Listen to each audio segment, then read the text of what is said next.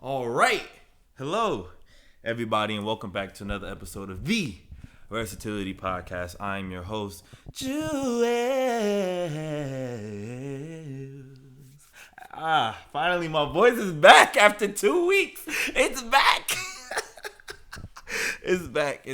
Well, what's up, everybody? How y'all feeling, man? You know, it's another episode 33. So should I say like Scottie Pippen episode?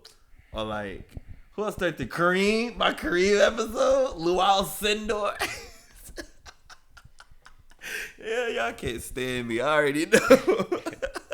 Man, this is my Scottie P episode before he went a little cuckoo. But, yeah, y'all. How y'all feeling, man? How y'all feeling? You know, I'm feeling good. You feeling good, bro? Yeah, I'm feeling good, bro. I'm cooling. Feeling good. You cooling?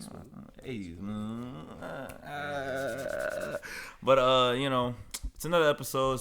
It's a new day. Yes, it is. Hallelujah. And we're here. As y'all know, it's Men's Empowerment Month. So, you know, got more men on the podcast as usual. I know. I already said I was going to get more women on the pod, and I am going to do that as well. But Men's Empowerment Month came, so then I was like, oh, shoot. Well, now I kind of got to make sure I get these really good men stuff out. I don't know for sure if I'm going to do a podcast next week or not. I'm going to be out of town. I'm going to Jamaica. I'm going to be reporting on the basketball games for the men's basketball team for Morgan from the November 16th to the 21st. So y'all make sure y'all be on the lookout for that. You know, nice. And y'all know I do a whole bunch of stuff overall. But I'm just blessed and highly favored as always. So, and you are too, my brother. You are too, my brother. But would you like to introduce yourself, man? We're about 2 minutes in. I didn't even mention your name yet. All right, everyone. My name is Josiah Juelz. I go to Morgan State University. I'm a sophomore. And as you can hear, I'm from Trinidad and Tobago. So it's funny that he's talking about going to Jamaica before I even went to Jamaica in my life. You know, it's really interesting. Congrats, by the way. Thank you, bro. We congratulate our fellow black brethren. You know what I mean? Y'all know I'm just a goofball. He's waiting to say that. I know he's waiting to say that. Nah, bro. I can imitate your accent right now, but like I'm not gonna do it, bro. I'm not gonna do it right now. I'm gonna be chill right now. But you ready to get right into the podcast, bro? Let's go. All right. So, just some quick housekeeping with the News Today segment, because I know you're not the most political person with everything, for real. But we do got to talk about it because, as y'all know, the midterm election was on Tuesday. Shout out to everybody who voted. Did you end up get to vote? Or actually, where would you even vote for? Where would you vote? Would you vote for back home, or would you vote for here? Honestly, I could vote for here. Because I'm up here, I am able to vote here, so but I didn't vote though.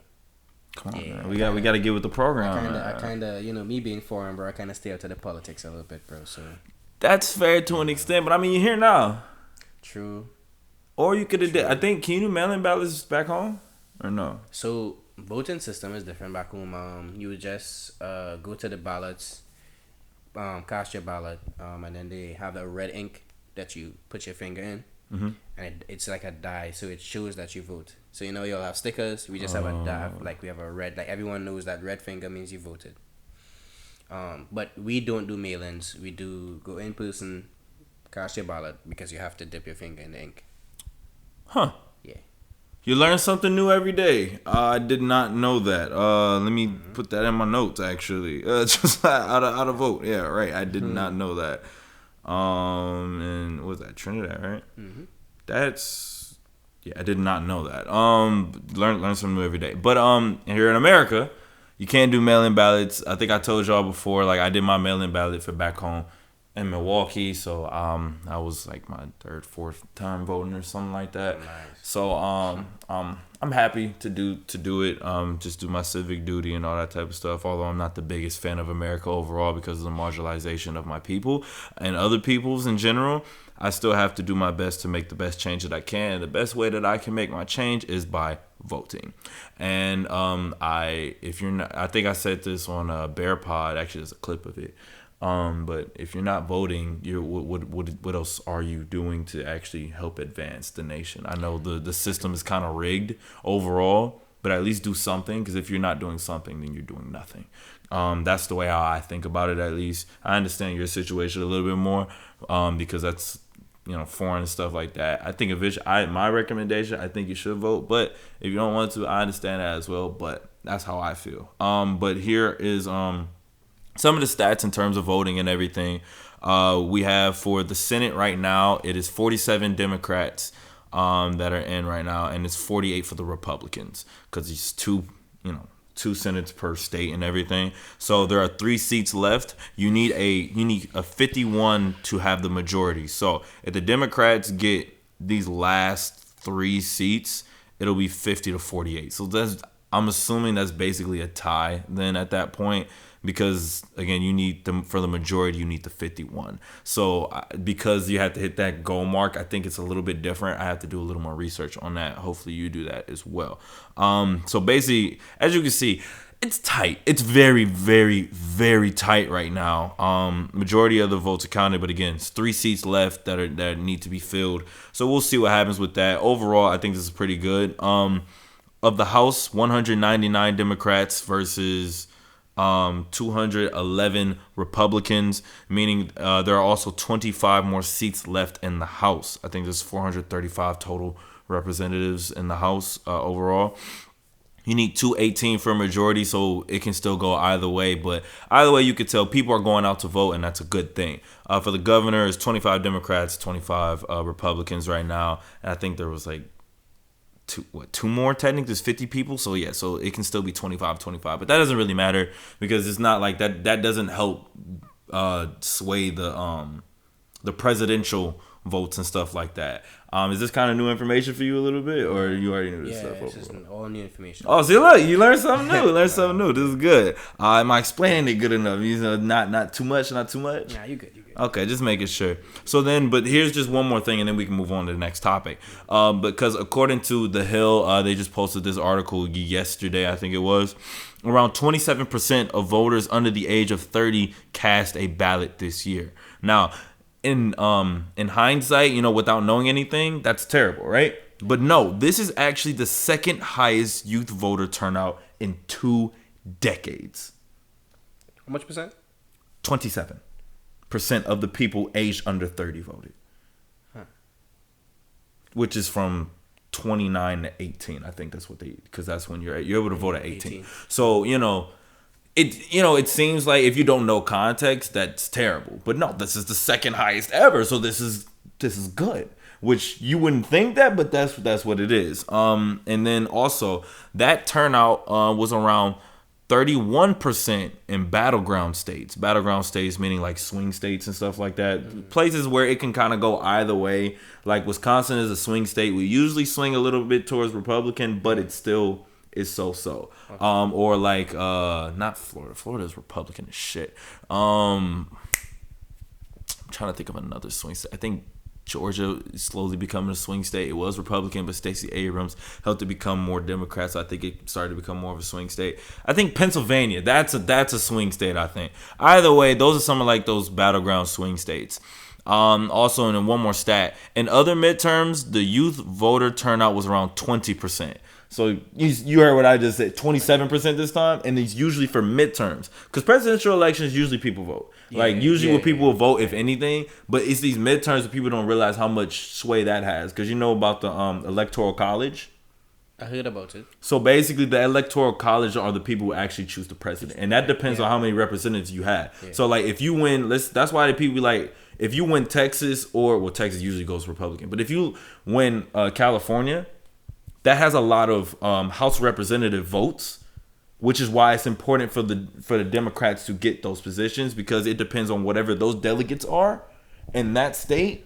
If that chooses if you win the state. The popular vote, that's how in the last 2 years, like whoever won the popular vote didn't win, because it matters about the electoral college and how many representatives are in that state, and that determines how valuable, how many votes you get towards that presidency out your 435, which is stupid. when you think about it, because it's not actually the people voting, but it is the people voting beforehand in the midterms, which then translate to the presidential elections, which helps you choose the president.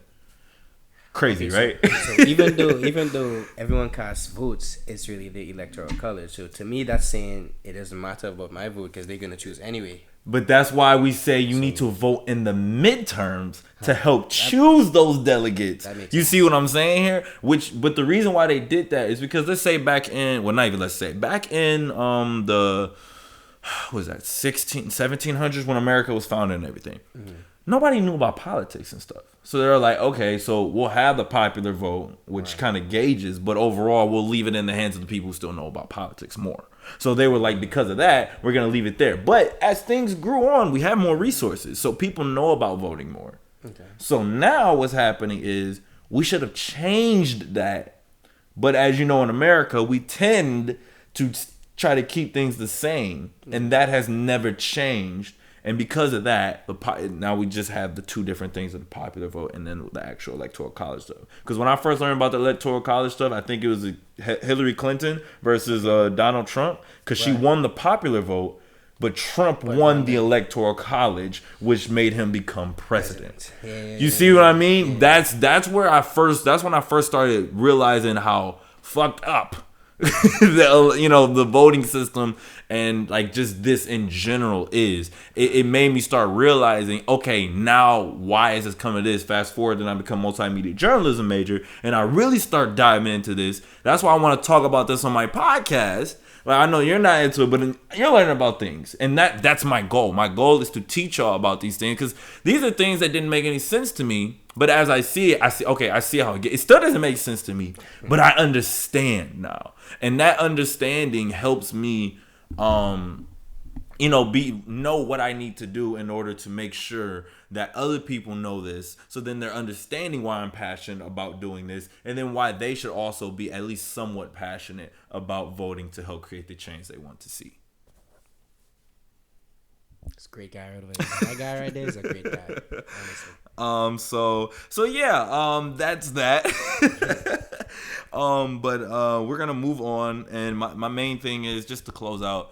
Go vote, everybody. Please, please, please, please. Of course, vote in presidential elections, but as I just told you, vote in the midterms, because that helps chooses who gets what things. And also when it comes to like those laws, like a black bill or like an environment bill about global warming and stuff like that, having that Senate and House majority for Democrats usually, because they're the more progressive ones, that matters, because that helps put that bill through. Yeah. So y'all vote for midterms. Vote in the midterms. That's for what I'm seeing. That's the best thing that you could do if you want to actually have a say or change. Yeah. So let's move on. We're 13 minutes in. I just had to do my spiel with that because it's very important to me, and it should be important to y'all, especially if you are this. For those of you listening, I am touching my skin. I am black. I am black. But y'all just make sure y'all go vote. So going into this next part, I saw a very interesting thing that kind of like if it happened to me, I'd be pissed. Like, I would genuinely be pissed if this happened. So dozens of students may have to retake their SATs after their tests flew out of a UPS truck on the road. So I did see that post. And honestly, I said to my mind, I was like, bro, if that happened to you, what would you have done? Honestly, I was gonna tell them, just give me 1,400, bro. Just give me the average. Just give me 14. No, don't give me no average, bro. Give me 1,300 or 1,400, bro. Because no. What is the highest score you can get on there? So it's out of it's 16. It's still 1,600. 1,400. I never took the ACT. No, I it's never took 15. the SAT. Is it 15? I never took the SAT, so I wouldn't know. I took the ACT. ACT. I think it's 15. It's supposed to be 1,500 because I know, like, from time you hit like 1,400, that's like, yeah, like you up there for you. So it's 1,500 is the total. The average, I believe the average SAT score at a point in time was like 10 something, maybe like 1080 or something like that. Time you hit like 1100, 1200s, you know, a little slightly above average, 1300s above average, 14 excellent. So I had to do my SAT when I came here to get into Morgan. So you know, I had been doing my research on the different scores and whatnot. So yeah. Yeah, I'm not gonna lie. Like if that happened to me for the ACT scores, especially after all that stuff I just went through, because then if their SAT scores are being transferred, that means 9 times out of 10 they have not been counted yet. Yeah. Or at least they've been graded, but they haven't been transferred into the grading system yet. So that means you literally don't even know what your score is. So whether if you thought you did good, bad, ugly, or somewhere in between, now you're like, I gotta do that again. All over, and then that is really stressful. That's really stressful because it's like me doing SATs. I know it was pretty nerve wracking. Very, and people, a lot of people, and especially in this generation, we have test anxiety up the wazoo. Like our test anxiety is crazy because just we go through so much already, and it feels like social media and all that stuff puts that so much more pressure on us. But continue what you were saying. Yeah. So I mean, as you said, it puts pressure because it's like you already know you're studying for this exam. You want to do great because you want to get into college or you want to get scholarships and whatnot.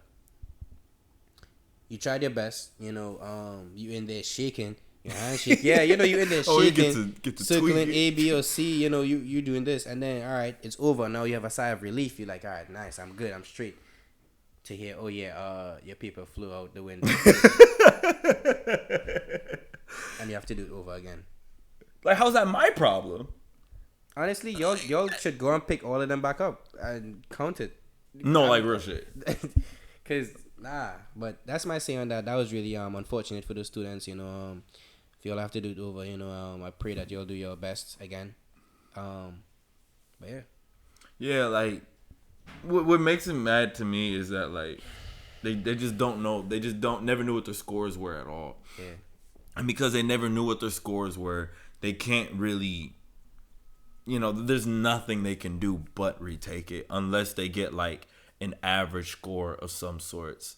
Because I'm assuming not all of the tests flew out. So let's say like you BS that whole thing, and then you're one of the test scores that didn't fly out the window, and you thinking you could retake it, but now you're stuck with that score. And now you really have to retake it. And hopefully, if the people who do have to retake it, they don't have to pay for it again. Oh yeah, that should be a thing because that right there, if they have to pay for that again because of something that's not their fault, especially for a lot of people who do not come from well-income households and stuff like that, well-off households, that's insane, and that's capitalism at its finest right there. And you know what? That reminds me of something else that they're forcing people to pay for right now. Oh, that's what it is. No, because Elon's not doing it. But you got to pay for the Twitter. You can pay for Twitter check marks. No. You know bro, that? I'd even be on Twitter for real. $8. I didn't have to $8 a month. But $8 a month for Twitter. But that's if you're not already like a what's it called? If you're not already a government or celebrity or reporter or something of that nature. Okay. If you are that, you can still get it for free. But if like you say a random like us still, because we're still getting our notoriety up in that way, you can pay $8 a month and have a check mark. Like literally, I saw somebody who has 100 followers with a check mark. Yeah, that just doesn't make any sense. Nah, well, to me that loses all value. That's what I mean. Anyone can just pay for that now. Yeah. If you click on their profile though, and then like click the verification mark, you'll be able to tell, okay, this is a government official, or they have Twitter Blue, which means they're subscribed, and that's why they have, which again, it's stupid. It's really stupid. I don't think they can do that. First of all, I don't like how Twitter is laid out right now at all, and it's really starting to piss me off how it's laid out right now because Elon Musk started changing stuff up. It's stupid. It's stupid. We talked about it last podcast episode, but it's stupid. Okay. Any last things you got to say about the SAT scores and all that type of stuff, man? Nah, I'm good off that. But anyone who's listening to the podcast and whatnot, just pray that they do their best again, because that is not a nice experience to have to go over because your test flew out a window. or That's a truck. insane, bro. A truck. That is insane. Like I can't even explain how insane that is. That's insane. Yeah. But that wraps up our News Today segment. We're actually 20 minutes, and this is probably the quickest I've ever finished the News Today segment, which is actually a good thing because I can really dive into the meat of the conversation of what I really want to talk about for this episode. For those of you listening, again, you're from Tobago, Trinidad. So it's Trinidad and Tobago. It's two countries. It's not two countries. It's two islands. Trinidad is the main island. Tobago is a sister island. So people from Tobago tend to just say they're from Trinidad and Tobago. They just say Trinidad to make it easy. But I'm from the big island, Trinidad. So okay, so talk about because I really want to get into like your conversation of how you got here, coming from Trinidad and Tobago, and then working your way to America, and then a few years later going into Morgan and all that. So like just to give people a little bit of context about how you grew up, what type of things you went through. Can you just walk us through that and what type of environment it is? Because you talked about the voting thing. That's one thing I didn't know about. We talked different times just about different things that you see over there compared to over here. So can we just get a little insight at first about how Trinidad and Tobago is compared, especially in comparison to America? all right. So first of all, we start with best way to explain a different country or different islands, I would say, and let me speak strictly for the West Indies / Caribbean. We are, how to say it, traditional. Very. When I mean traditional, for example, uniforms in high school, we wear uniforms. Like every school wears uniforms. Where schools here, if it is that you go to a Catholic school or boarding school, that's when you wear a uniform. And regularly if you go into a public school or whatever, you just wear anything, you're wearing what you're wearing right now. We would, always taught to basically, iron your shirt, iron your pants, be, how to say it, we were taught to be dressed in a professional, from high school, even in, how to say it, preschool and whatnot, that once you growing up, it's always a uniform, right? And it makes sense because it transitions to you not having to now learn to iron. You now learn into how to dress, that you have to wear a black belt with black socks and whatnot. All of that is taught, which is really great. Is a great thing. I would say with friends and family, because the Caribbean islands are so small, everyone tends to be a family. There's a lot of love back home. So you would always find any stranger willing to help out or willing to, give you something or, give a helping hand. Very, very loving in the Caribbean. Very, very loving. And that's why, when I would say when I came up here, me being me, kind of, like loving, and in general, people would be like, "Are you okay, bro? Like, like you kind of extra friendly, bro. Like, cause I'm like, oh no, on the East Coast they a little weird with that, bro. Yeah, and I'm like, what do you mean? Like that's how we are. But we just very close knit. Mm-hmm. When you're in a small area, a small town, you know everyone, you're close to everyone, you trust everyone in a way. I would say me growing up, so I'm a Christian. So I have a Christian family on both sides. We highly focused on church and going to church and whatnot. So we always had great values. On my dad's side, he's the last of 7 kids. So I had a bunch of cousins on my dad's side. So we were pretty cool. I believe I am the 4th or 5th youngest out of probably 10 of us or more. I didn't know you had that many siblings. Yes, I have a lot of cousins. Right. On my dad's side, because we're pretty big, we're pretty close and whatnot. My mom's side is just me, my brother, my cousin, and twins. So they're cousins as well. So it's about 5 of us. So we're on a smaller side. So we tend to be even closer. Because it's so little bit of us. But in general, on both sides, we're really, really close. So I always had, how to say it, people around me. I always grew up with family and friends in a way, but more my friends were family because there's so much of us. Oh, right? okay. Yeah. I see what you're saying. So, So is it kind of similar to like the South, like the like have you been to the South of America? Not like Texas, like Alabama, that type of area. Yeah. So well, when I'll give you the story and whatnot. But I lived in Texas for about 6 months. Yeah. Okay. So but I forgot you did tell me that. Yeah.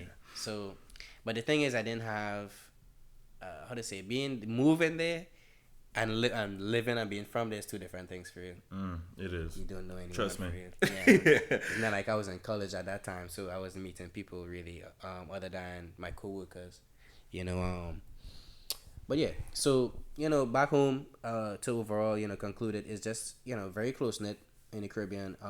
Everyone is willing to help and family and whatnot. We all try to strive that everyone be better. So everyone kind of looks out in a way. Good people. There's a lot of good people. I would say more good than bad. Of course, there's bad everywhere, but I would just say I grew up in a place that is loving, right? So my transition to here.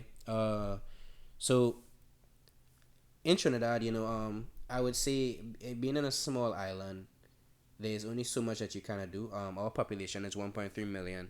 I believe right now. That's the whole island. The whole island inclusive of Tobago. What's the? Do you know what the square mileage is at all? No, I can't give you the exact square mileages, but yes, 1.3 million. Of Trinidad. In Trinidad and Tobago. Jesus. Yes, so that could give you insight. A state has more than 1.3 million. So you could tell you how small it is.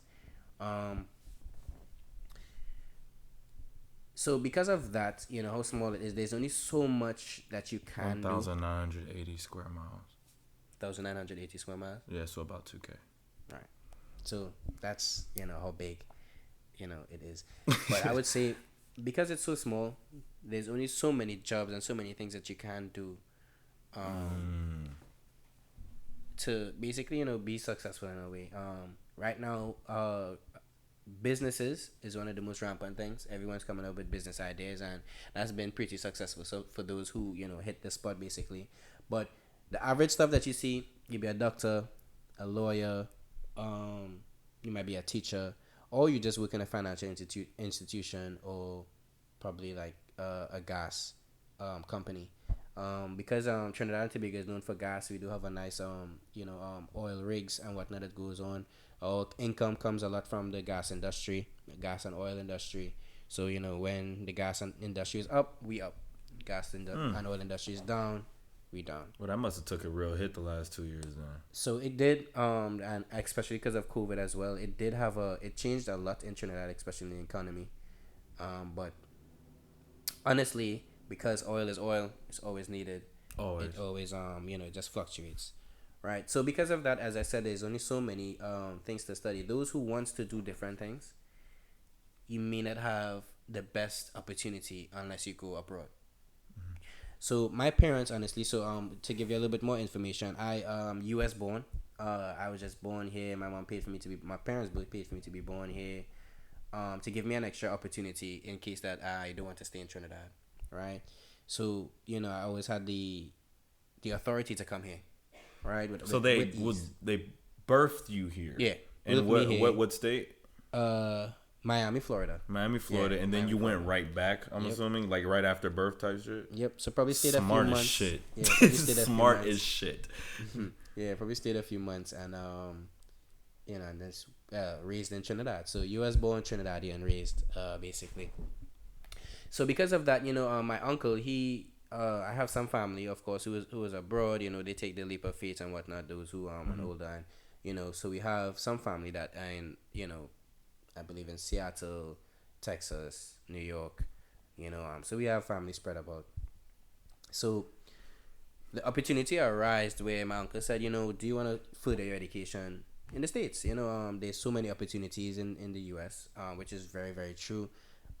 Here has a lot of opportunities, a lot of things that you can do, like a lot. People should definitely take advantage of that.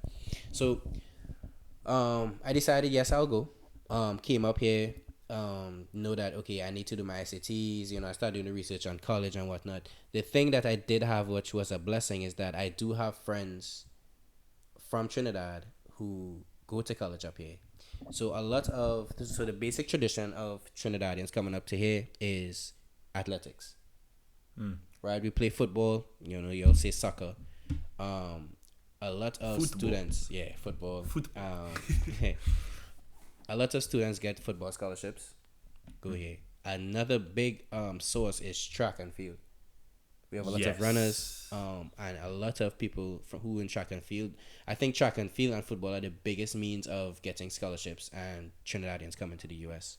Right? And then, of course, there's basketball. It's pretty on the smaller side. And, of course, an academic scholarship. Right? But those are very, very hard to get because it's the government spending all that money on you to put you abroad and whatnot. So, I took the opportunity to come up, I came up with my uncle. He said, start doing some research into getting into college. I realized, okay, that, I have to do my SATs, send in my transcripts and whatnot, and, apply to different schools. So, on the journey of that, I moved to Prince George's County, to be specific. Pretty good county.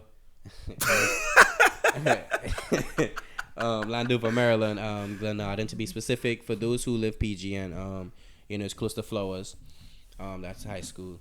So lived in that area over there for a minute. So I had friends who go to Howard, right? One was on an academic scholarship. Cool people's actually also. Academic scholarship, and then one was on the swim team and whatnot. So I used to visit. Swim team. Yeah. Do you know what he raced in? I think he does some freestyle. I think he does backstrokes. In his freestyle, does he does the regular? He does the regular one, or does he does like the butterfly or the? I think he does butterfly as well. A lot of people love doing butterfly. Yeah. Cause in freestyle you could do whatever, but I've seen some people use like different ones. Cause usually you expect if it's freestyle just do the regular. Yeah. But some people really go faster with different ones, and I can't do it. Bro, but it's cool. I don't know, bro.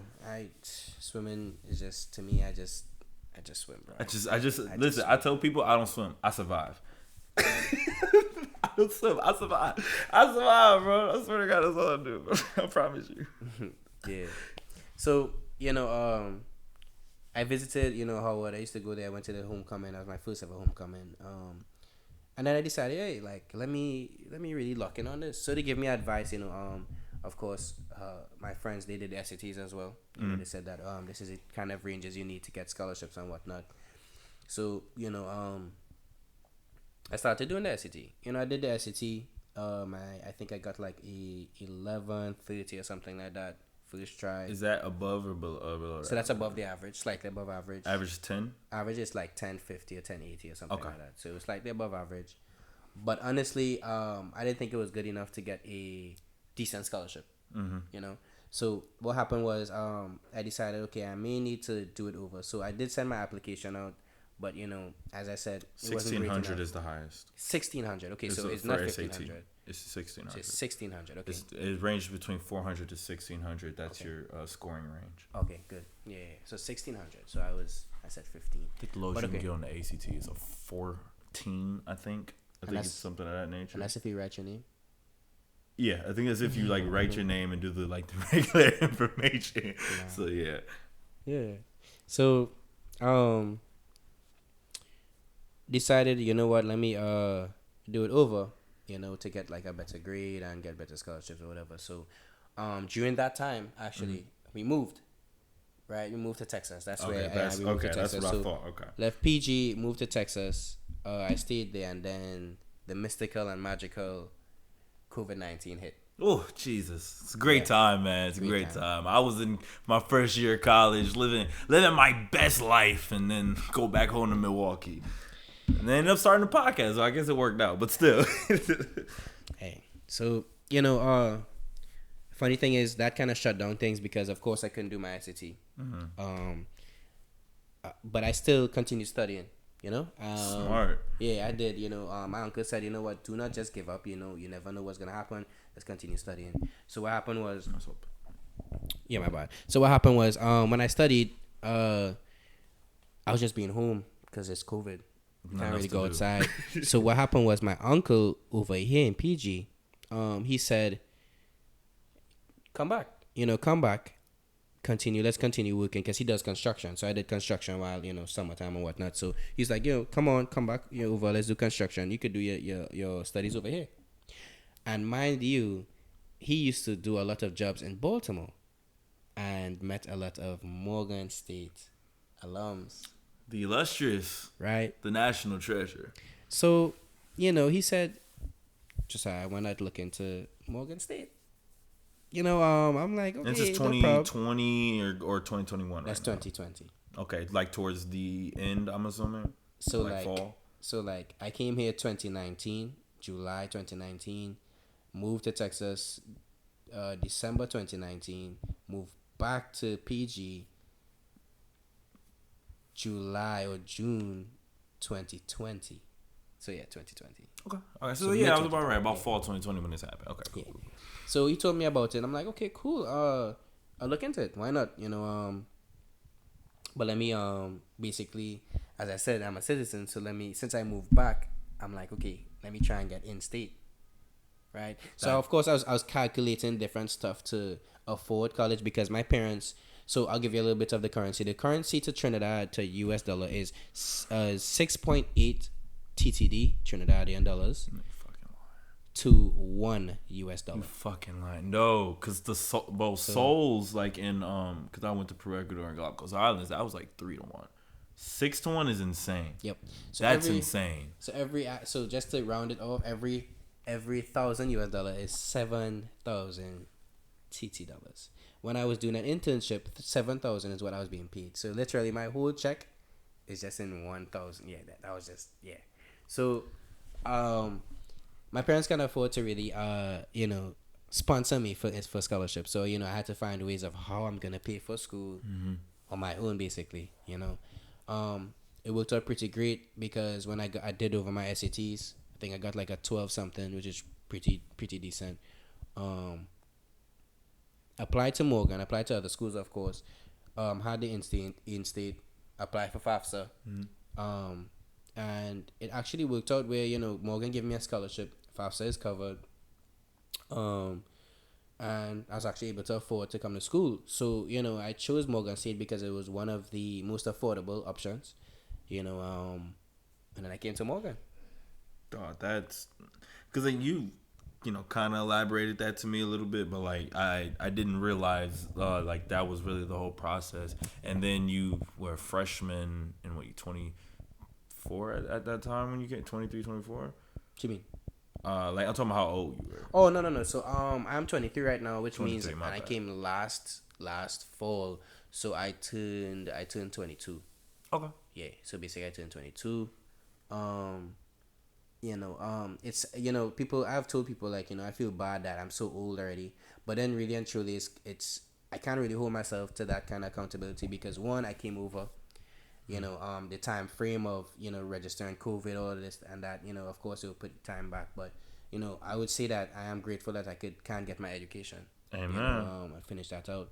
So, got into Morgan, I did a semester in Prince George's Community College.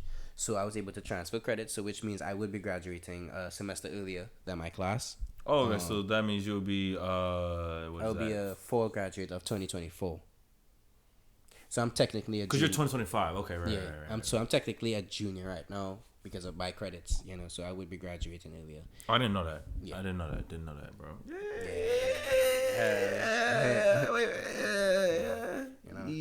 So, transitioning to Morgan. I know you asked me that question.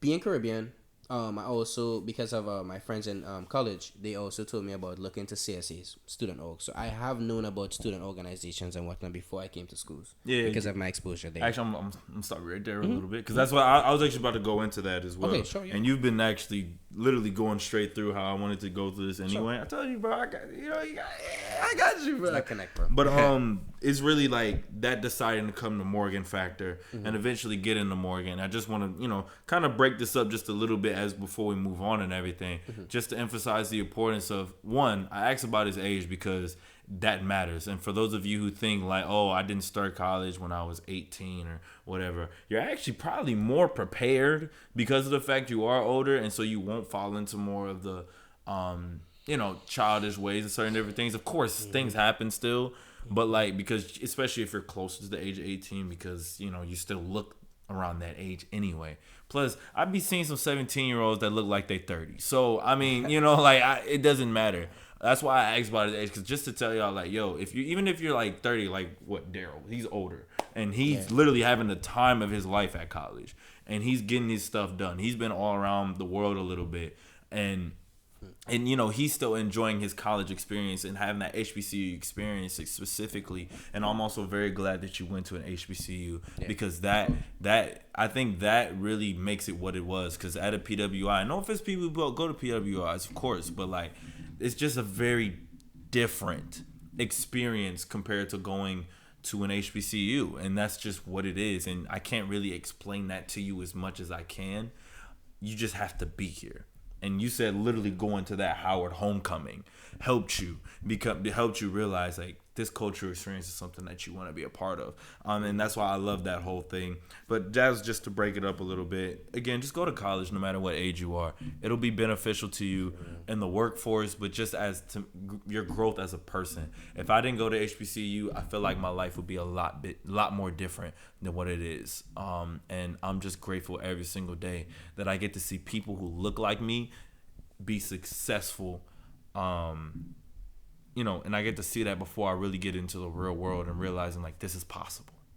This is possible. But I just have to create that space or find those spaces to make sure I have it for what I need. Because you have to find what works for you.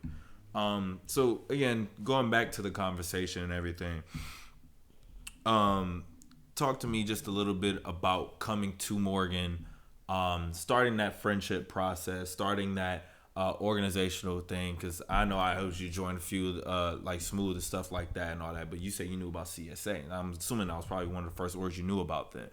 So just get into me about like that transition from, all right, I'm not just working anymore, I am in college, I'm trying to get a degree, so then the money goes down a little bit because now you're trying to get that degree, and you don't get paid for just getting a degree at first. But talk about that transition a little bit. Sure. So, I would say, working and then going to college is two different things for you.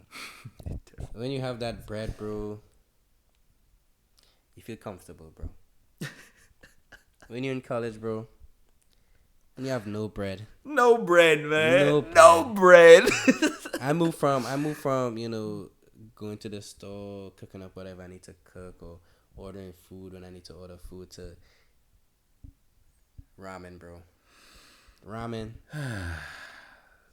every day, every night. No nutritional value. Yeah, nah. It's not. But to be honest, I think it builds character. Because it shows you that you're gonna survive, and how you know how to survive, and then it forces you to really be appreciative of when you do get money. You would know how you felt before. But really and truly, I would say my transition to school was interesting. As I said, I had a bunch of friends who were okay. So basically, they were a year ahead.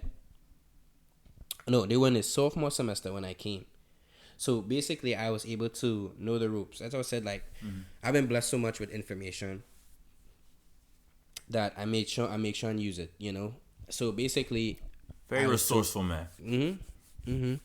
So basically, my friends had let me know about student organizations, about the different things of how college is and whatnot. As I said, like, I used to visit almost every weekend because those friends, well, one of them specifically, he went to high school with me. Oh. Yeah, he went to high school with me, and then he wrote his SATs and got a scholarship and whatnot. I came to Howard. So, him being my close man, we basically were in class together and whatnot. He just, let me know, okay, this is what college is like. This is what this is like. Come and see this or whatever and whatnot. And so I already had my ideas of how college is going to be. So as I said, I already knew about CSA because they had a CSA. Howard's culture, Caribbean culture is really strong. A lot of people from the Caribbean known about Howard before, because I heard about Howard before I came to the U.S. Everybody knows about Howard. Everybody knows about Howard. Is the staple for HBCUs. Yeah. And Morgan, we're working our way, but Howard has a hold on it. They're to the point to where there's a lot more white people than you would actually expect there to be, because it's literally considered.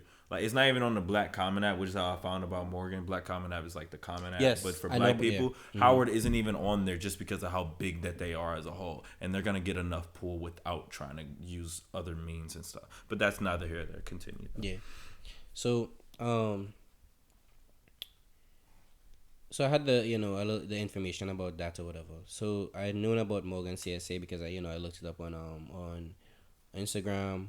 I would say, make those who come into college, make your connections before those group chats that you say that people are gonna make. Those page rule called page MSU 25, MSU 26, MSU 23, 24. Put yourself out there on the page. You will meet people.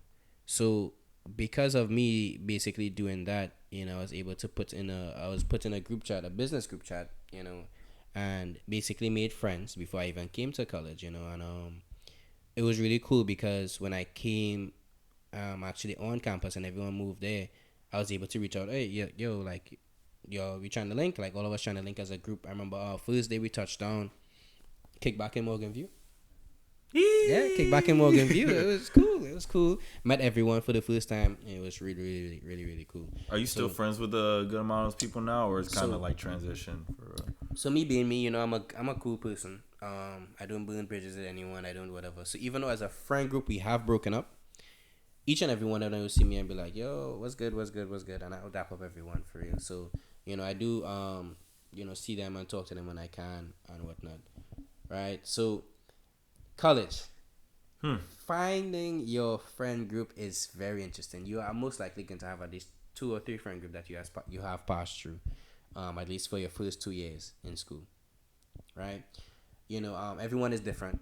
Everyone has a different part. Everyone has different thoughts. Everyone has different mannerisms, behaviors, and whatnot. And those who tend to find people who similar, they flock together, right? Me being Caribbean, me being a guy that I would say, I don't want to sound anyway, but over childish things, I tend to look for more mature environments, right? So, even though it was cool and whatnot with my first friend group, certain things I just didn't agree with because I'm like, been there, done that. I'm a man. Yeah. No, I mean, I don't want to say it like that. But, I just, I know what you stepped mean. away a little bit. I know what you mean.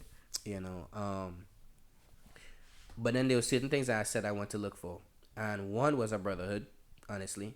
Because the friend group that I had and people that I had known was more females. And really and truly, yeah, y'all are cool and whatnot, but the bros. It's all about the bros. About the bros. So, besides CSA, I started, I got, involved with CSA, of course, by, going to the interest meeting and whatnot. But a friend of mine had told me about Smooth. Strong men overcoming obstacles through hard work. If you don't know it by now, because you know me, because I was the president last year, you should know this by now. Strong men overcoming obstacles through hard work. Founded October 28th, 2009. When we incorporated? We incorporated in August 14th, 2014. August 20th. August 20th. Come on. He knew that? So, let me tell you what happened. He just messed up. Yeah. No, it's fine. It's fine. We don't have to explain it, bro. August 20th, 2014, we incorporated, great organization. Our Founders Day was recently passed, 10/28. Really, really good time, good guys. We have Cup Smooth, Temple Smooth, and of course the illustrious and most magnificent Morgan Smooth. Right? The OGs. The OGs. All right, let me so then talk to me again, continue what you were saying about how you found out about Smooth and stuff. So basically I was told about it, and what had happened was really, really interesting is that there was another group that I joined. As I told you earlier on, I'm a Christian, so I was looking for a Christian organization, and I found one called Connected Through Christ. CTC. Right? CTC. Shout out. Aliana and Blake, thank you. Got you, bro. I just forgot for a second. You got me, so I got you back, bro. Yeah. So, basically, there was an online, I think it was their Bible study. Yeah. And that's how I met you. Yeah, we hopped on, and I saw this guy. I was like, he got a J name. He was like, yeah, I'm just introducing myself. Juelz. I didn't do that stuff like that. I didn't have it yet. I didn't have that yet. You know, his introduction, his Julian Emmanuel with the I, Justin. I mean, you know. Yeah. I'm mad because I know the things that I say are notable. So it's like when people say it back, I feel like, golly, I did say that shit. I'm like, yo. But yeah, he'd be like, I'm Julian Emmanuel with an I, Johnson. So I'm like, all right, bro. Okay. But anyways, so, you know, and then he was like introducing stuff that he does. And then he was like, oh yeah, and I'm the president for Strongman Overcome Obstacles through Hard Work Smooth. So I'm like, okay, look at this, like the president. I'm like, bro, like, hey, what's good? So I introduced myself as usual because all of us talking and whatnot. Then there was another event, Trunk or Treat, that they had, and they were there, you know, and I saw them. Also, I saw a mayor is in CSA, right? Yes. And he had told me, yo, join Smooth. I'm like, what's Smooth? He's like, bro, it's a nice little brotherhood, like, you know, great guys. We talk about professional development. You know, we try to, you know, basically promote guys with community service based. You know, we develop everyone and change like the stigma against black men and whatnot. So I was like, okay, that sounds pretty cool, you know. So I'd known about the information. I saw them there, talked to them about it, and he was like, okay, you should join. The only thing is you'll have to wait next semester because you already had our induction. So I'm like, okay, no problem, I'll wait. It's cool, whatever. I'll just keep talking to you guys. And, you know, I waited and whatnot. Tip for everyone. Get involved in school from your freshman year. Makes it so much easier and everything. You meet so many people. You make so many connections. You do have fun because you meet great people and there's so many events. Like, there's so many resources in your school that you don't know about if you get involved. And this goes for HBCUs. This goes for PWIs. This goes for high schools. This goes for middle schools, elementary, graduate. I don't care. This goes for every single form, whether that's frats, whether that's sororities, whether that's regular clubs and stuff, whether that's student orgs in terms of community-based ones, African Student Association, Caribbean Student Association, a Black Student Association if you're at a PWI or at a regular high school of some sorts. You want to get involved because that's how, A, you meet people, that's how, 2, how you get connections, and that's 3, how you just have more fun overall because you'll have those, you know, those connections and just being more involved. For sure. Yeah. For sure. So to let's speed it up a little bit. You know, I didn't have fun my first semester, honestly, because so I will change it. Let me be specific. Freshman week was cool, meeting bunch of new people. You just having fun or whatever. But the high of it goes away. The high of it start passing away when everyone's differences start coming up, right? I met great people. I met another friend group, great people, really really cool, but I still didn't feel like I fit in there. Right, so honestly, after my first semester, you know, I really had thoughts about transferring out and going to another school, because I was not, you know, really enjoying what was going on. But you know, my uncle said, you know, just hold on. You never know. You know, just give it another semester. If that's the case, well, then we could see what could happen. All right. So I stayed another semester I joined Smooth, and then after joining Smooth, that's when I really found what I was looking for: a brotherhood. A bunch of guys who on a mature level, you know, because a bunch of you are involved in campus, you know, so there's a certain standard that you have to upkeep, you know, and because of that, you know, it brought that maturity out on y'all, so that I was able to actually, you know, feel as if, okay, I definitely fit in here. We are like-minded in certain things that we want to accomplish, right?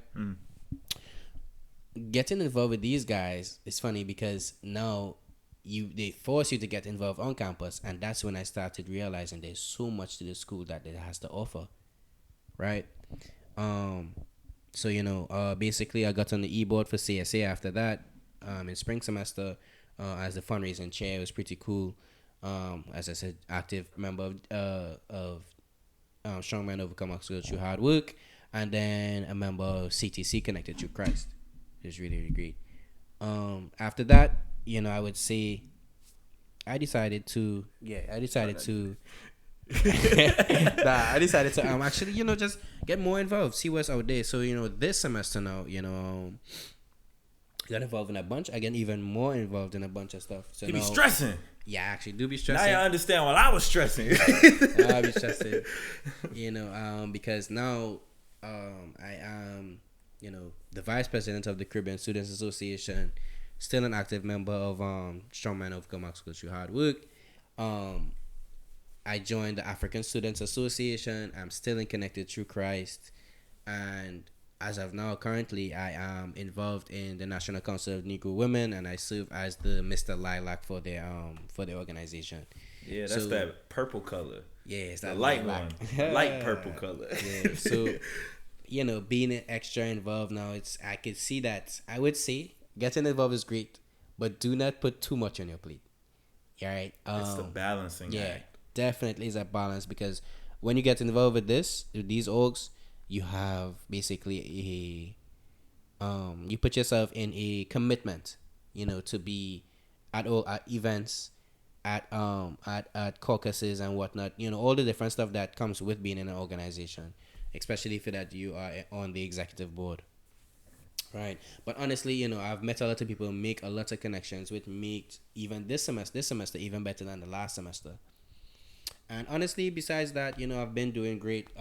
Because of the people that I've met, I've been able to go to an HBCU conference. I've been able to talk to different companies, make connections with different professional people.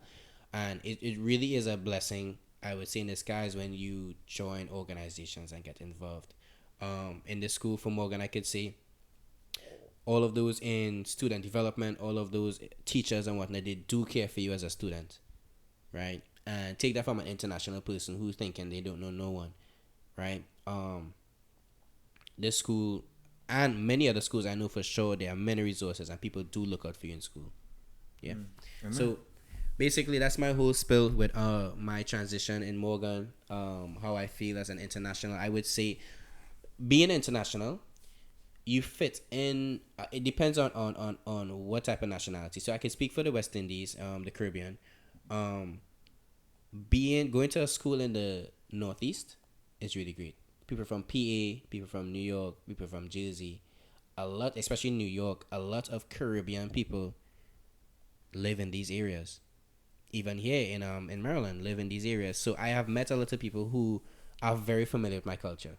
So I could still be myself, which is what I really love about being, one, in an HBCU, and two, being in this area where it's highly diverse in culture. The East Coast in general has a lot of Caribbean and Caribbean peoples and African people of African descent, like first, second, third generation. Yep. So because of that, I really do feel comfortable here, which is really, really great. So besides that, that's my whole story about leaving Trinidad, coming to the States, and my transition in school and what I do right now. Okay. So. No, I appreciate that, bro. Little clap. I want to get into that conversation just a little bit, because as you mentioned earlier a while ago, you are a man of faith. I'm a man of faith as well.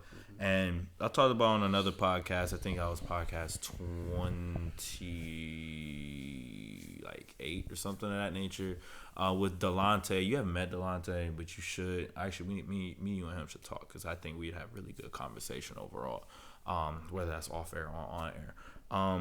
Just a conversation about faith. And we really talked about having a personal relationship, and we talked about that privately as well, and trying to really find that space when you're away from home. Because I'm not gonna lie, like when I first came here, first I went to the chapel here on campus, which is good to an extent if that's what works for you. But just because something works for somebody else doesn't mean it works for you and the Spirit of God and how it moves in you. It moves differently in everybody. Overall, the main thing is to come to Christ and being people to Christ. But at the same time, you have to find what works best for you to express yourself through God, your creator, if you believe in Jesus, of course. We're all his children, though. So I just want to know, how hard was it to, because you're a PK, you're preacher's kid, right? Actually, no. No, you're not. Okay, well, I am. But you basically just you have a dad that's really deeply rooted in it and stuff. So, how was that transition between going to church on the regular versus finding your own church home here, especially you were moving a lot as well, and then really trying to find out what that personal relationship is with Christ for yourself because you're becoming your own man. Okay, so to give you a little background of my my religious my religious background. So my currently right now my grandfather, he is a pastor. Okay. Yeah, he has done his Preacher's grandkid. Yeah. PGK. He's done his degree in theology, so he earned his degree and his title of being a pastor and whatnot. So it started with all of them, really and truly. In Trinidad, there's you would say county, not county, I would say city, called Crep. So I used to go to Crep Pentecostal Church, and that was their home church or whatnot. So I was always from since small, I've been in church. My dad and mom, they actually were gospel singers in Trinidad. It's called Melchizedek Order. My dad was one of the lead singers. My mom was a backup singer. Funny thing is, my dad's I think his name is Levi. Yeah, his thing is Levi. His name. Well, my mom, she didn't need a name because she's backup. So. I had like a church praise name or something. Like, what do you mean by that? So the name of the group, so like have a band. Right. So the name of the group is Melchizedek Order. Oh. Yeah. So there are multiple singers. My dad went by Levi, and my mom was a backup singer for the okay, for the so band. I get that. Okay, I get it. Yeah. I get it now. I didn't know both your parents sang. No, I didn't know that. Yeah, you didn't hear when I said the note, and I was like, Juelz. It transitions. I'm just playing. But anyways, so they were involved as in ministry.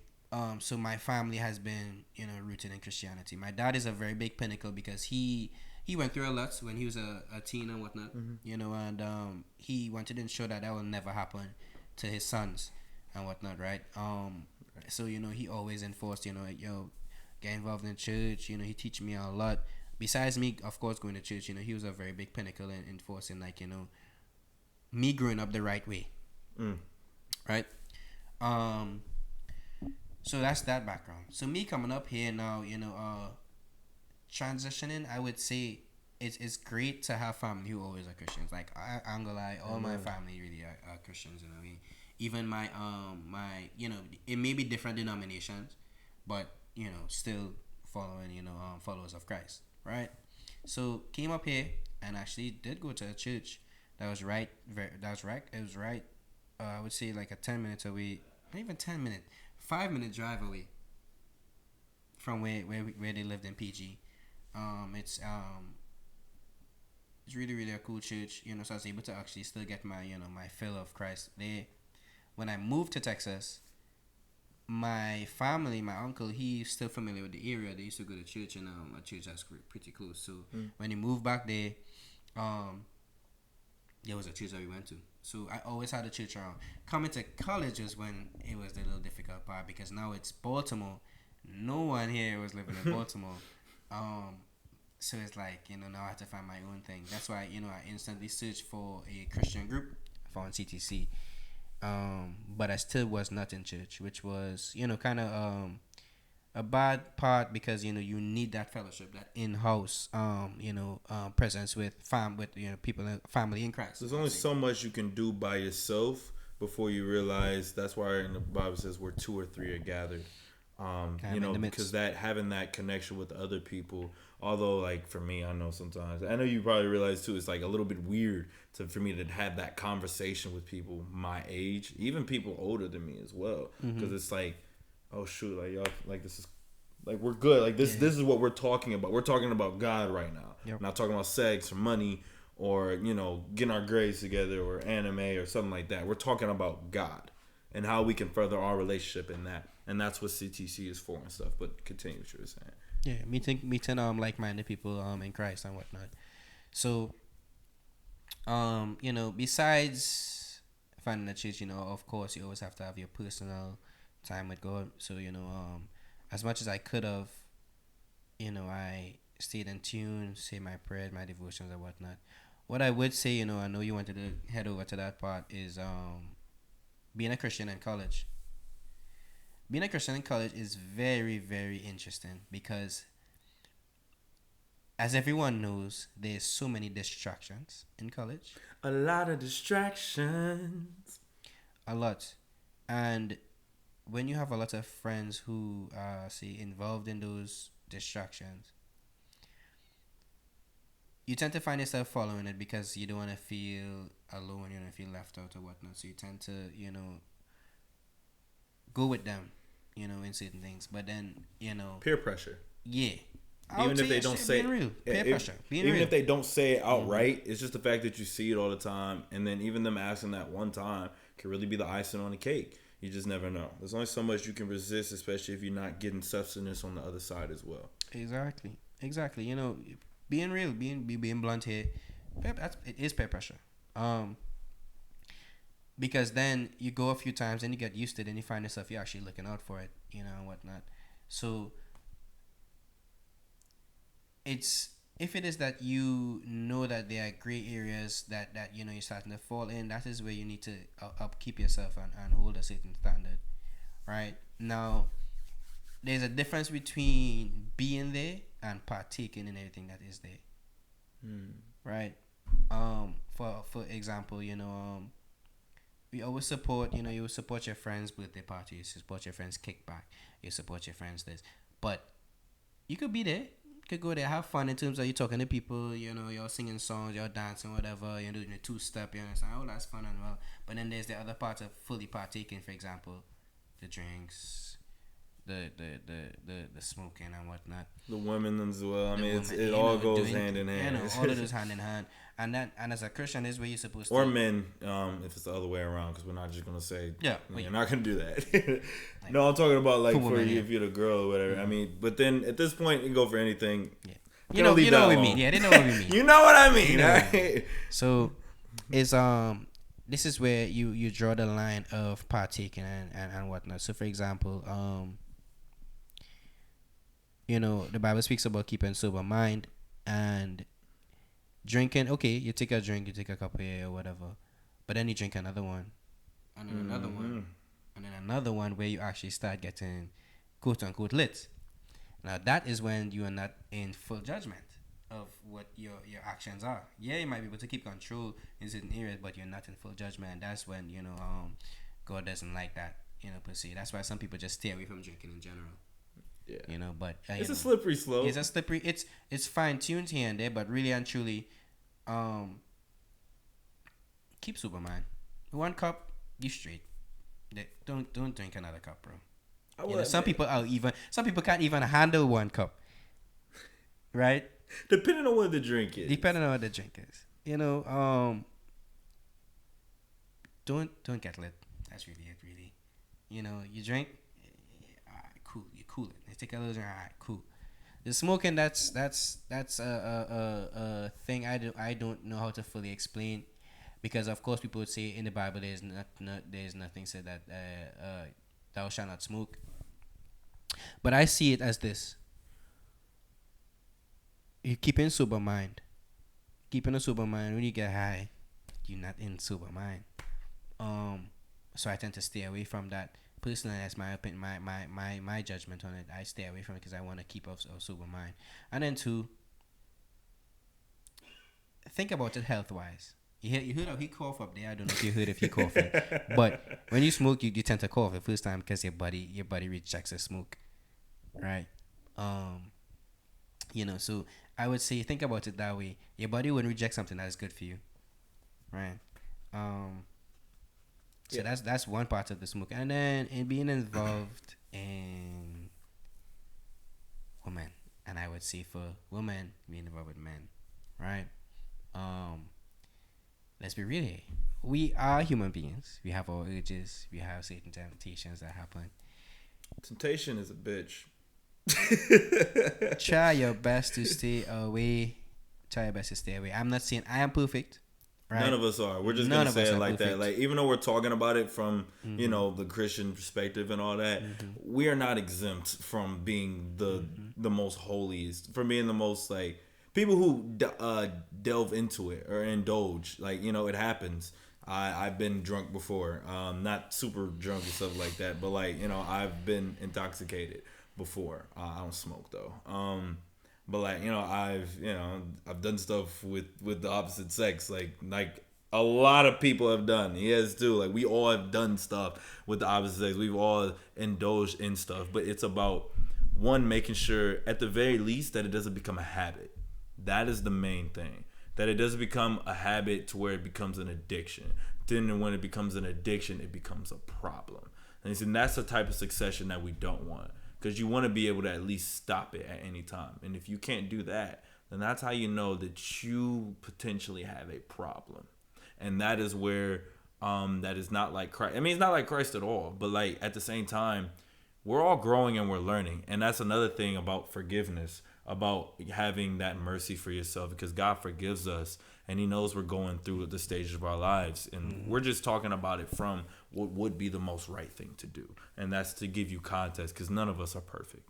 And that is something that God already knows outright. Whether you believe in him or not, you should know that nobody's perfect, and we're going to make mistakes. And sometimes we're going to indulge in those mistakes repeatedly, but you need to watch out for your friends to when you really see that it's becoming a problem. Indeed. So to just touch on this a little bit, as we said, you talked about we not being perfect and you make mistakes. Now, there's a difference between mistakes and a habit. Right? God is not dumb. He's extremely forgiving, but he's not dumb. So he talks about repentance, as everyone knows. You can't do a sin, or you can't do something. Say, for example, get involved with a person, do this, ask for forgiveness, and you go back and do it again. Yeah. Because then it's like, okay, it's like, for example, that's nice a slap in the parable. face to God. For example, you hit me with your book bag on your way out. Right. You're like, I'm sorry, bro, my bad. Then you walk back in and do the same thing again. I'm sorry, bro, my bad. Do it a third time. I'm sorry, bro, my bad. Now I'm about to be like, no, you're not sorry. Clearly you're not sorry, bro. Or if you're not even sorry, but you just don't care, bro, because you keep doing the same thing over and over and over and over again. God is a very high intellectual. He's actually smarter than all of us. So he made us all. I would assume that he is. It's not even smart. He just knows everything. So that's not even smart. He's transcended smart. He is omniscient, omnipresent, omni-everything, as I would say back home, and everything. Yeah, like Benton and the Omniverse. Oh my gosh, I love Ben 10 though. That's another conversation we're gonna get to at the end a little bit, which is gonna be interesting. Yeah. It kind of deals with it, but like, so I kind of want to transition just a little bit, because that is very important, and like it's hard. Like it's hard for all of us, and again, we're not saying we're perfect. Again, it's really a journey. It's really a really big journey, and it's a long journey. And you're talking about the difference between like a mistake versus a habit. Yeah. Mistakes become habits, and habits can become, again, addictions, becomes problems. Yep. But it's about having your community to hold you down, like, because that's what we were talking about. Like, me and him, we found our own ways to do devotionals and all that stuff, and eventually we started doing our devotionals and everything together, which is a step in the right direction for us. But we also needed sustenance from a church, and we found this church, and it's working for us right now. And then, like, I don't even have my car right now, and we're still trying to find a way to be able to go to this church because we need some type of sustenance. And I think, even though, like, me and you both can agree, we don't agree with every single thing that this church says, but at the same time, they have what we need in terms of we feel compelled to hear and listen to what they're saying. Because with everybody, it's just like a lecture. Mm-hmm. You take what you need and you leave what you don't. But you remember what you don't, because that can help come back later and give you perspective on it. Just because you disagree with someone doesn't mean you have to disrespect them or disregard them as a whole. That's what leads to a conversation. And that's what leads to really, truly understanding the word of God. And because even, like, let's say Trump supporters and stuff like that, there are some you can't just talk to. You can't talk to at all because they're just ridiculous. But there are others that you have to talk to sometimes to gain perspective. Not have to, that you should want to talk to sometimes to gain perspective as to why they come to this conclusion. Then you can either change them or you can just agree to disagree, but it gains perspective. It's the same thing with God and Christ. How some people who are from the older generation, which I know you've dealt with, who are just so steadfast on what they say. They stand on it 10 toes down. Like, yo, but it's like you don't understand it. But there's that one that does that, but they have a conversation. It's the same way, so it helps you gain perspective and learn. And that's what we're learning right now, especially with this church and everything. And just with life in general and having CTC. And we don't agree with everything that happens that's been said in there. I don't agree with everything that they say and everything in there. But at the same time, I have conversations with people. Or I'm learning to have conversations with people. And that's what faith is about. It's not straight and narrow. God will speak to you as you pray and all that stuff. And then that's why I want to get into the topic about prayer. And because you sent me a great devotional about praying. It's literally 7 days on the Bible app.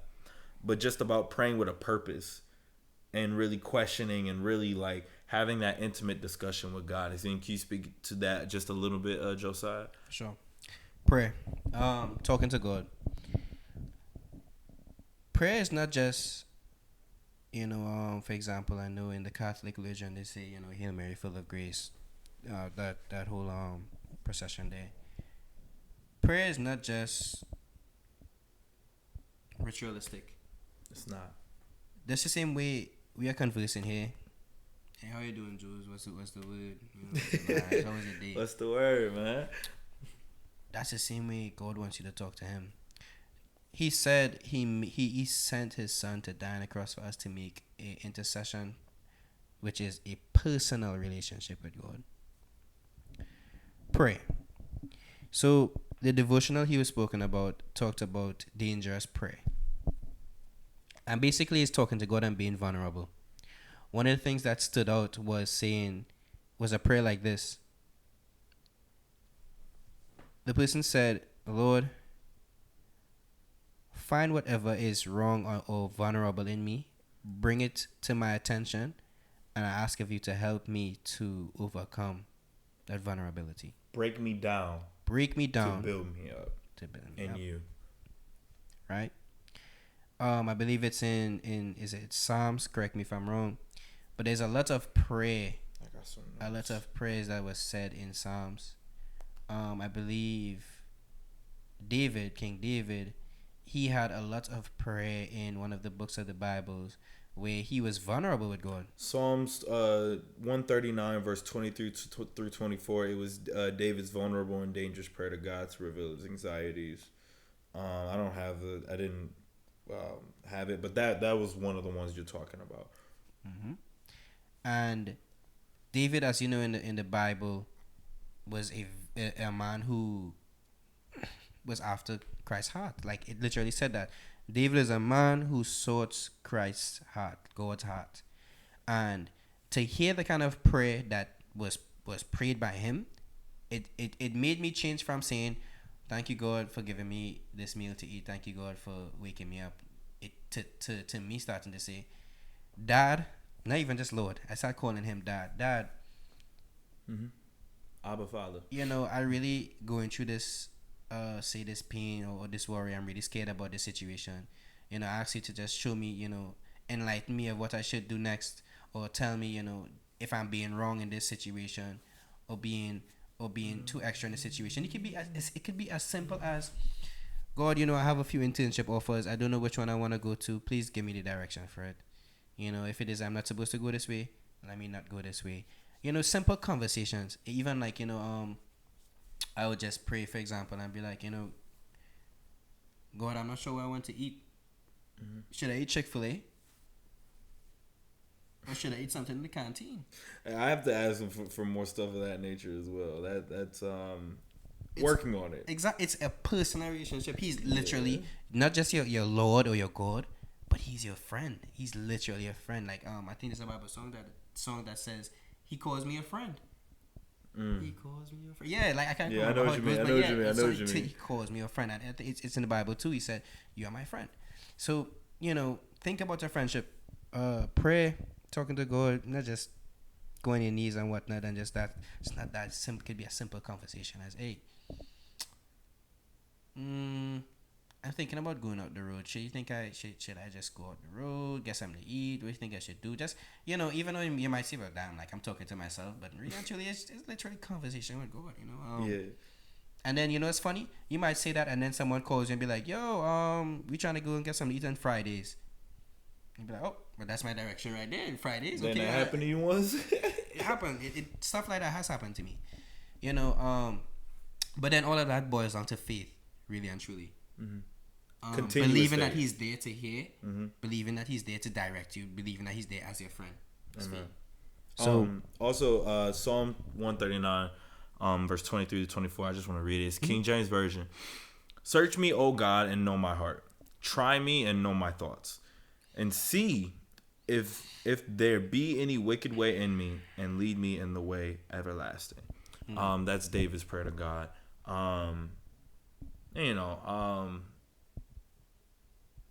It's just very important, for me especially, and all of us to ask God to break us down and build us up. I know that's scary. It is. It's very scary, and that's one of the things they talked about in the Bible plan, but it's necessary. Because I've been hiding from it myself. Like I remember the first time someone said there's a difference between praying for patience versus praying for peace. If you pray for patience, you're gonna be tested on your patience. Yeah. You feel me? Because then, in order to be patient, you have to go through things to be patient. If you pray for peace, then you're praying literally for peace. What I've been praying for is peace amidst my patience. That's one thing that I've been trying to do more often.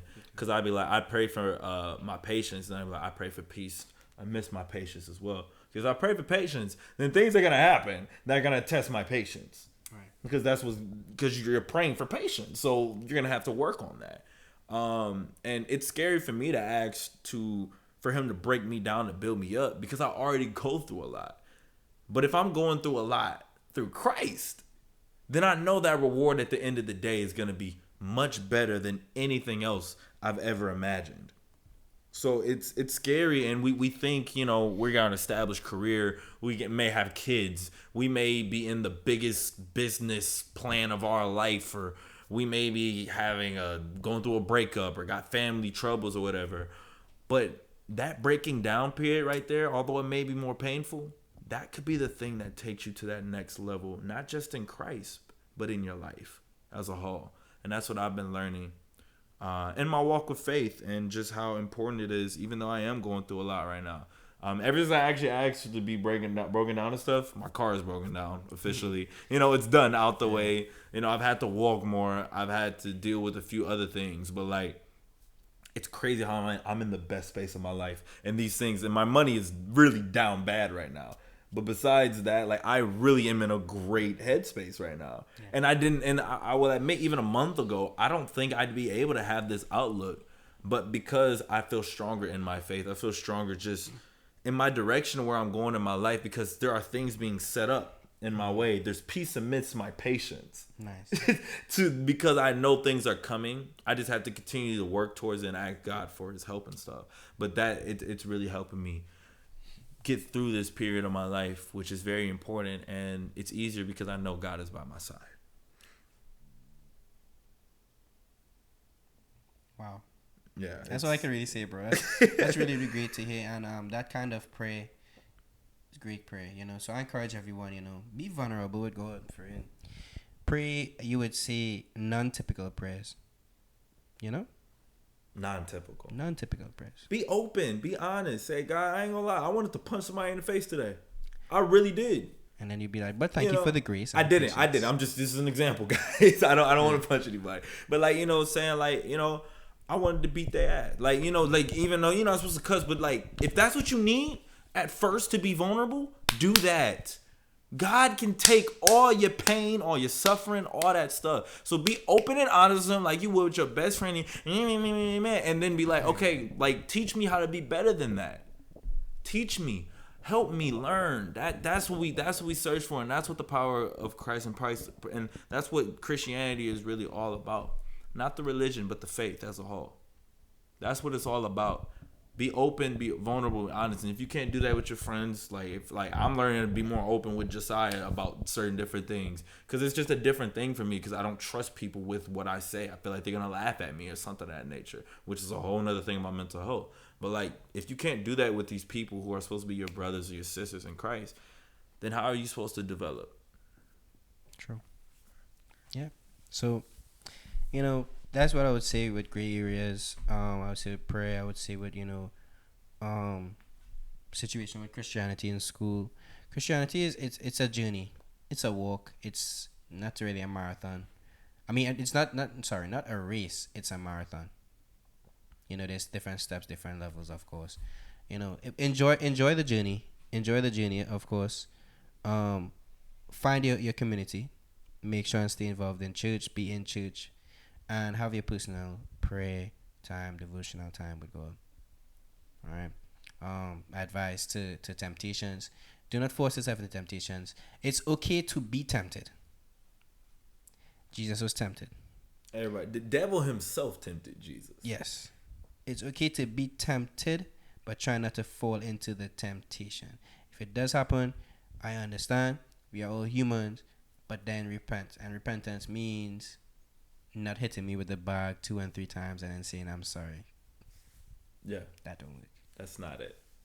So do it with a purpose, But to kind of go into the last thing I wanted to say, I try to ask this to every guest. I forgot to ask JG last week because we just talked about so much. Our podcast was long.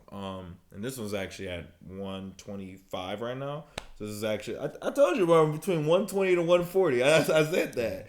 But as the last question about if you had one character that represents you or resembles you the most, who would it be? But they cannot look like you. They have to be, but they can be from any movie, TV show, cartoon, theater, play, etc. But again, they cannot look like you. So someone who is like me. And the example I usually use for this is, because I got this from a teacher, and he was like, his wife was going through this thing where she had to deal with these women who just couldn't get along, right? But then eventually it kind of worked out and everything. But then they went to go see a movie, right? And they watched a movie about some random Irish rock band or something of that nature, soul group, right?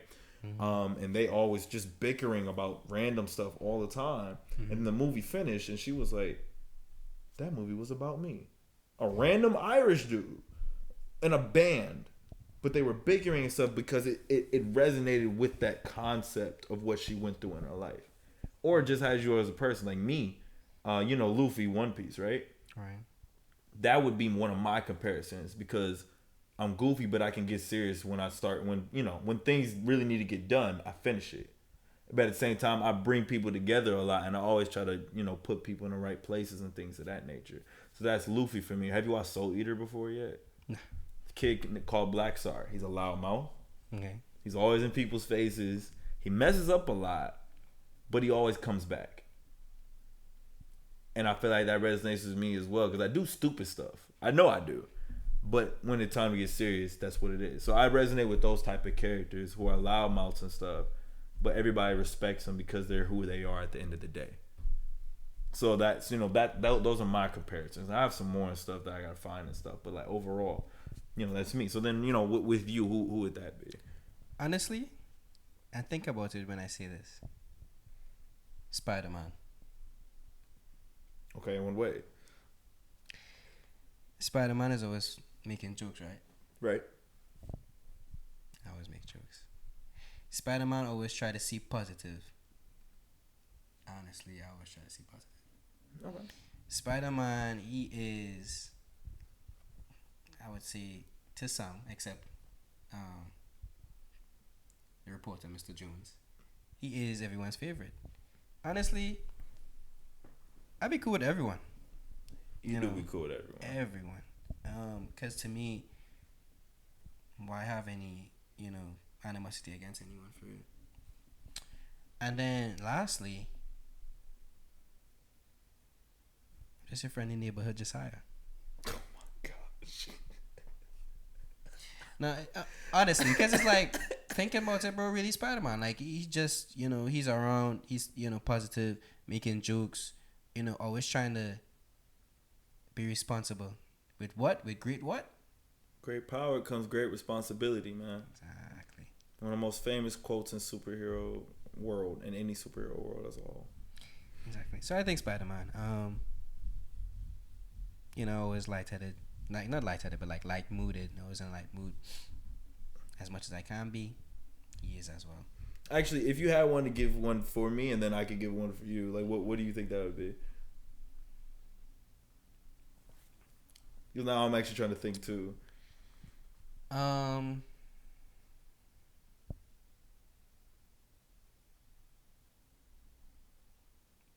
I'm trying to think. Like, I'm actually trying to think right now. I am as well. It's let's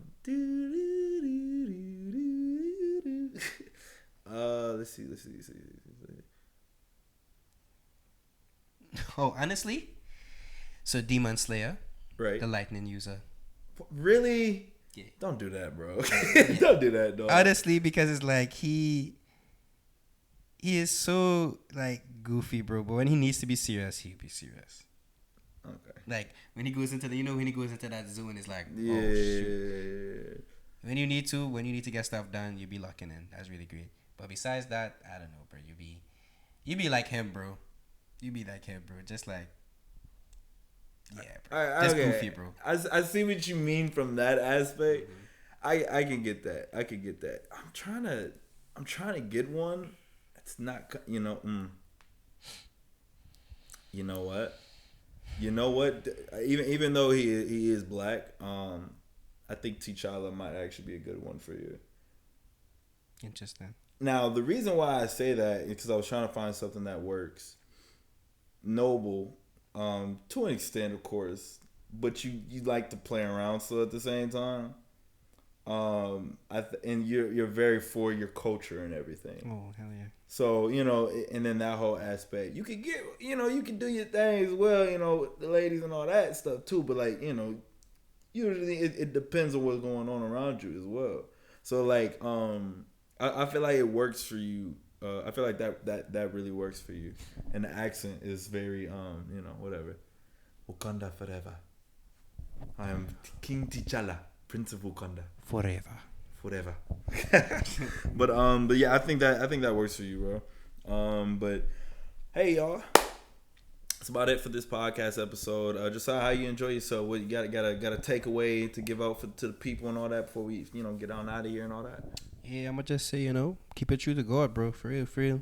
God is coming soon. Lock in. So I've heard. Lock in. Lock in. Definitely lock in. Besides that, have your fun. Life is never to be taken too seriously. You live here once. Lengthen your lifespan by not stressing. Stressing actually decreases your lifespan. Yes, it does. Of course, things happen, but that's where you trust God and that you'll be overcoming whatever obstacles through hard work.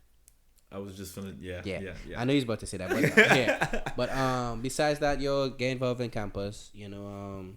Make friends, connect. Get involved wherever you're in your community as well. Yep. Like even when you're out of school, find different nonprofits, different things just in general to just be involved because your community, it's your community. Meaning you are the only person or one of the only people who can help make your community better. If somebody else not doing it, why not you? Yeah. Why not? That's what Russell Westbrook's slogan. Yeah.